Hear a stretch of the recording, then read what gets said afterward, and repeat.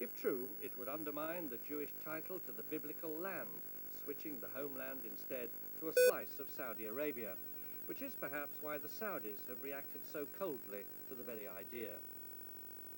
Here was biblical Jericho, here the Garden of Eden, and here was where Abraham prepared his filial sacrifice.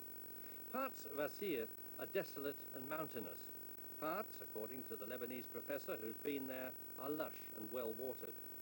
There's intensive cultivation in many areas, sometimes terraced cultivation, and sometimes river valley cultivation. So it's a very rich area. Incidentally, I mean, it's also an area of animal breeding.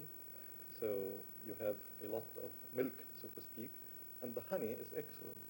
Salibi's theory rests almost entirely upon place names, a great inverted pyramid of a theory slenderly balanced. The Hebrew Bible, he contends, has been consistently mistranslated.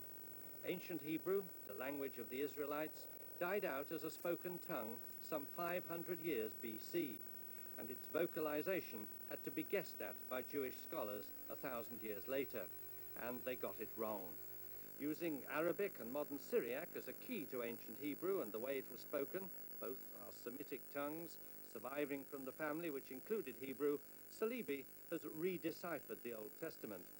Playing a kind of scholarly Scrabble, he's found an extraordinary number of correspondences between biblical place names and the Arabic names still extant in Asir.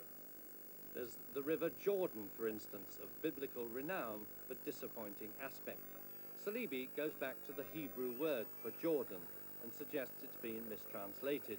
The word, he says, means ridge, not river, and refers to the great West Arabian escarpment running south parallel to the Red Sea coast. The river Jordan is a narrow stream, the crossing of which could have been no great feat. In Salibi's version, a great ridge riven with torrents presented a formidable obstacle. It would be a feat for a people to cross it, especially at a difficult season where the waters are running on either side of the cliffs from the floods. This doesn't square at all well with those references to the Jordan as being wet, as being a river. Thus, the Syrian general Naaman is told to bathe in the Jordan 7 times. He retorts that he has much better rivers up in Damascus. This implies that Jordan is a river, even though Professor Salibi rightly states that the phrase River Jordan does not occur.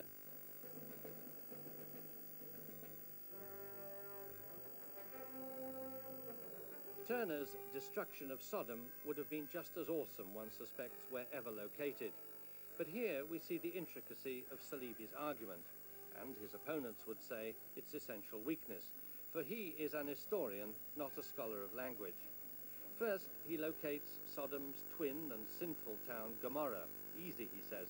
Gomorrah, in Hebrew, corresponds to the 3 letters GMR, and they, in modern Arabic, have become Gamar.